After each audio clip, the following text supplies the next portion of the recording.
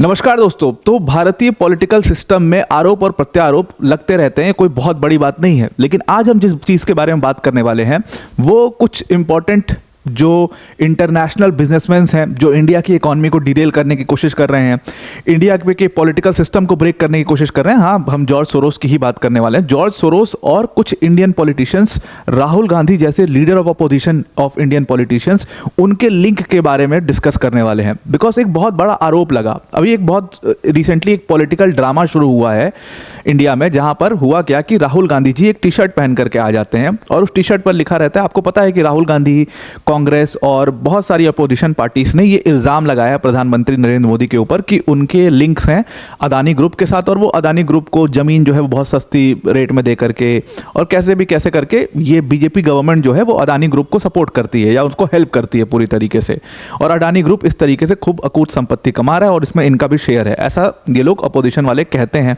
तो राहुल गांधी एक T shirt पहन करके आते हैं और उस टी शर्ट में लिखा रहता है कि Adani and Modi are the same, ऐसे करके उस टी शर्ट पर लिखा रहता है। अब उसका रिबटल देने के लिए, उसको वापस से उस पर रिएक्ट करते हुए एक पूरी पॉलिटिकल कंट्रोवर्सी शुरू हो गई। तो हुआ क्या कि बीजेपी के एक लीडर है निशिकांत दुबे जी ने क्या किया, उन्होंने एक बहुत बड़ा स्टेटमेंट दे दिया पार्लियामेंट में ही। उन्होंने स्टेटमेंट ये दिया कि जो इंडिया को बर्बाद करने के लिए या इंडिया की इकोनॉमी को डिरेल करने के लिए या विकसित भारत को बर्बाद करने के लिए एक बहुत सारी ऑर्गेनाइजेशंस काम कर रही हैं, जैसे OCCRP का नाम लिया। मैं आपको आगे बता दूंगा OCCRP क्या है। OCCRP का नाम लिया उन्होंने कि OCCRP जैसी बहुत सारी ऑर्गेनाइजेशंस हैं जो इंडिया को बर्बाद करने के लिए काम कर रही हैं।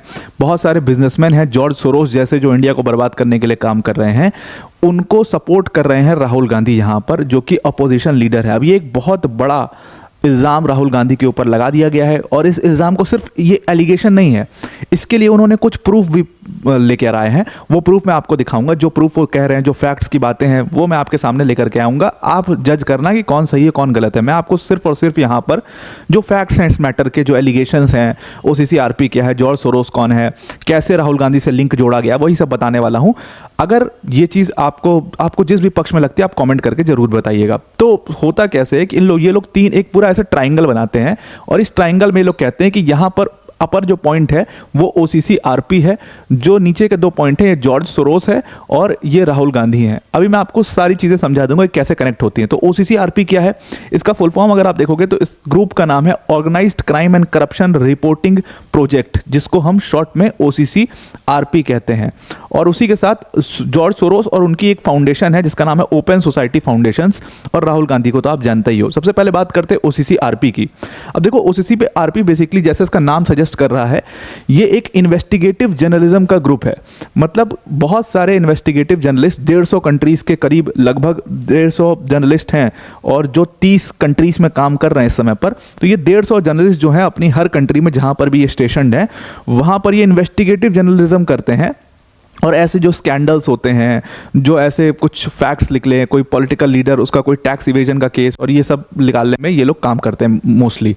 जैसे आपने एक पनामा पेपर लीक का नाम सुना होगा। पनामा पेपर लीक क्या था, ये एक केस था जो एक फर्म थी, लीगल फर्म, जिसका नाम था फ्रांस मोजेस्का।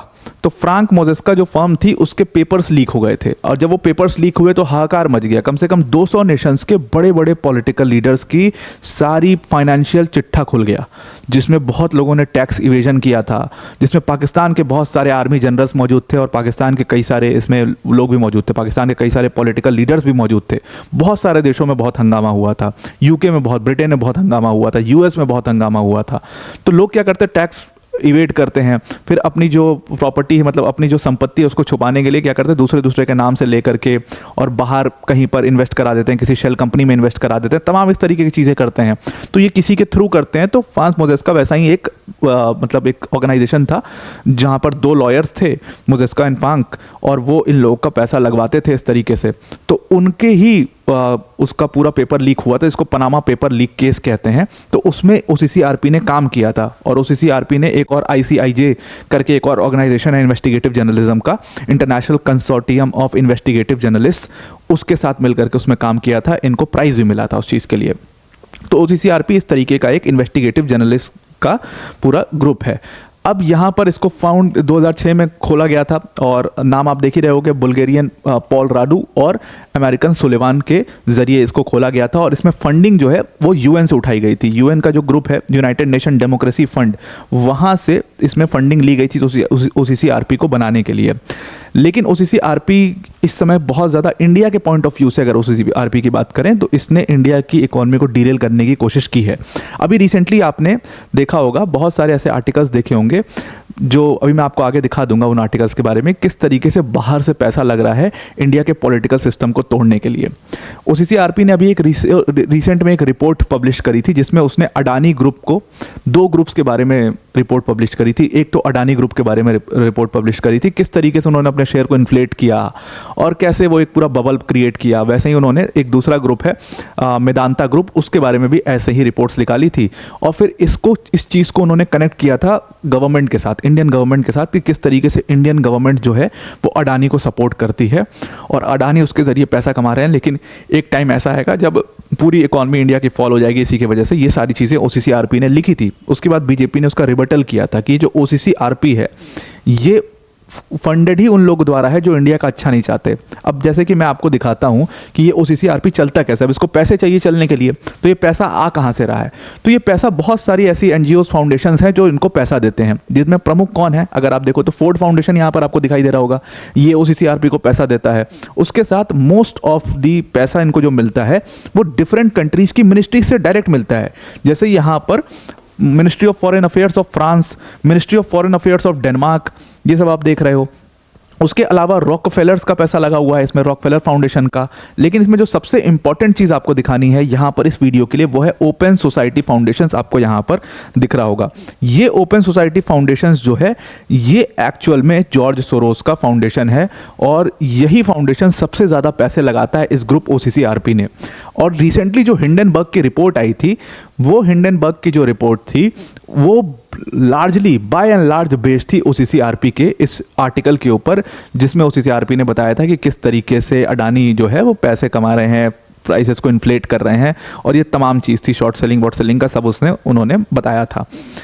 ये पूरा एक लिंक है जो उस समय पर, लेकिन ये लिंक तो ड्रॉन था, ये लिंक ड्रॉ करने की ज़रूरत नहीं। अब इस लिंक को आगे ड्रॉ करना है। तो सोरोस और OCCRP का रिलेशन है, ये तो दुनिया को पता है, लेकिन सोरोस और OCCRP का रिलेशन इंडिया से कैसे है वो यहाँ पर हम डिस्कस करेंगे।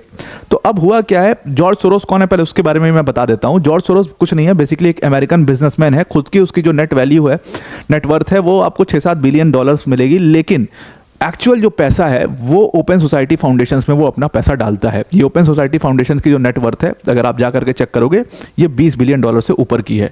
और ये ओपन सोसाइटी फाउंडेशन क्या करती है, आप देखोगे इनका जो मेजर काम है वो देशों में पैसा लगाना है, और उससे कैसे पैसा कमाना है वो जॉर्ज सोरोस उससे पैसा कमाता है। तो ये देशों में पैसा लगाते हैं, किस लिए? वहाँ पर लिबरल, मतलब कहते हैं कि हम वहाँ पर जहाँ पर बहुत अथॉरिटेरियन रिजीम है वहाँ पर हम पैसा लगा करके अथॉरिटेरियन रिजीम को गिराते हैं और वहाँ पर लिबरल गवर्नमेंट लेकर के आते हैं। मतलब इनका मेजर जो काम है वो देशों की सरकारों को गिराना ही है। इसी जॉर्ज सोरोस ने हंगरी की गवर्नमेंट को गिरा दिया था, इसी जॉर्ज सोरोस ने बैंक ऑफ लंदन को कोलैप्स करा दिया था। मतलब ये आदमी इतना ज़्यादा खतरनाक है। 92 ईयर्स ओल्ड ये अमेरिकन बिजनेसमैन है, और जिस भी कंट्री में बस आप इतना समझ लो कि ये एंटर कर जाएगा उस कंट्री को बर्बाद कर देगा। और सिर्फ एक तरीके से नहीं, पॉलिटिकली भी बर्बाद कर देगा, इकोनॉमिकली भी बर्बाद कर देगा। इसका पॉलिटिकल इंटरवेंशन भी बहुत होता है। कई बार ये कई सारे कैंपेन्स को फंड करके उनको खड़ा करता है उस कंट्री में, एक ऐसा माहौल पैदा करने के लिए कि ये कंट्री खतरे में है और लोग जो है वो पैनिक हो जाते हैं। तो ऐसे कई सारे कैंपेन्स ये खड़ा करता है। अगर आप इसका हिस्ट्री जा करके देखोगे कि किस तरीके से इसने हंगरी में सरकार गिरा दी थी, किताबें वगैरह लिख करके, आर्टिकल्स पब्लिश करवा करके, एंटी हंगरी कैंपेन शुरू करा करके, तो आपको वो समझ में आ जाएगा। और इस ऐसे कई सारे आर्टिकल्स आपको मिल जाएंगे जहां पर ये जॉर्ज सोरोस के बारे में लिखा हुआ है कि किस तरीके से इसने बहुत सारे एंटी इंडिया कैंपेन में पैसे लगाए हुए हैं। दुनिया भर के एंटी इंडिया कैंपेन में इसने अपने पैसे डाले हुए हैं। इसी जॉर्ज सोरोस ने कहा था, इसका स्टेटमेंट है कि जो इंडिया की गवर्नमेंट है वो एक अथॉरिटेरियन रिजीम है, वहाँ पर एक कंप्लीट डिक्टेटरशिप आ चुकी है, और अगर इंडिया को बचाना होगा तो ये डिक्टेटरशिप गवर्नमेंट को गिराना पड़ेगा। ऐसा इसने स्टेटमेंट दिया था इस तरीके का। और ऐसे बहुत सारे स्टेटमेंट्स ये इंडिया की गवर्नमेंट के खिलाफ, यानी कि प्रधानमंत्री नरेंद्र मोदी की गवर्नमेंट के खिलाफ ये जॉर्ज सोरोस दे चुका है। तो एक बात तो क्लियर है, इसने खुद ही अपने स्टेटमेंट में कहा था कि उस गवर्नमेंट को, इस डिक्टेटरशिप को खत्म करने के लिए मैं $1 बिलियन इन्वेस्ट करूंगा इंडिया के अंदर में। अब आप सोचो ये $1 बिलियन इन्वेस्ट करेगा तो वो किस फॉर्म में करेगा? वो सिर्फ इकोनॉमिकली तो $1 बिलियन नहीं करेगा, वो बहुत सारे तरीकों से ये $1 बिलियन और पॉलिटिकल सिस्टम में भी इंटरफेयर करने के लिए $1 बिलियन के थ्रू ये घुसने की कोशिश करेगा। तो ये जॉर्ज सोरोस है, ये ओसीसीआरपी है, दोनों के बारे में बता दिया। अब लिंक ड्रॉ करते हैं। अब जो भारतीय जनता पार्टी ने एलिगेशन लगाया है कांग्रेस के ऊपर, यानी राहुल गांधी जी के ऊपर, वो एलिगेशंस क्या है उसको देखते हैं। तो उन्होंने कहा है कि ये ओपन सोसाइटी फाउंडेशन और जॉर्ज सोरोस के एक बहुत ही खास व्यक्ति है। देखो यहाँ पर ओपन सोसाइटी फाउंडेशन ने एक व्यक्ति का नाम यहाँ पर अनाउंस किया, सलील शेट्टी नाम का। ये सलील शेट्टी नाम याद रखना, ये आगे बहुत इंपॉर्टेंट होगा। तो उन्होंने कहा कि ये ओपन सोसाइटी सलील शेट्टी को बना रही है वाइस प्रेसिडेंट अपने ग्लोबल प्रोग्राम्स का। और भारतीय जनता पार्टी ने यहीं से एक पैरेलल ड्रॉ किया कि ये सलील शेट्टी जो है वो आपको भारत जोड़ो यात्रा में हर जगह पर राहुल गांधी के साथ नजर आएंगे। राहुल गांधी के जस्ट बगल में जो बिल्कुल कंधे से कंधा मिला करके व्यक्ति चल रहे हैं, इनका नाम है सलील शेट्टी। इनका अगर आप वो देखोगे तो ये वाइस प्रेसिडेंट हैं ओपन सोसाइटी फाउंडेशन, उसी ओपन सोसाइटी फाउंडेशन में जो कि जॉर्ज सोरोस का है। इनका ग्लोबल प्रोग्राम्स में काम करते हैं।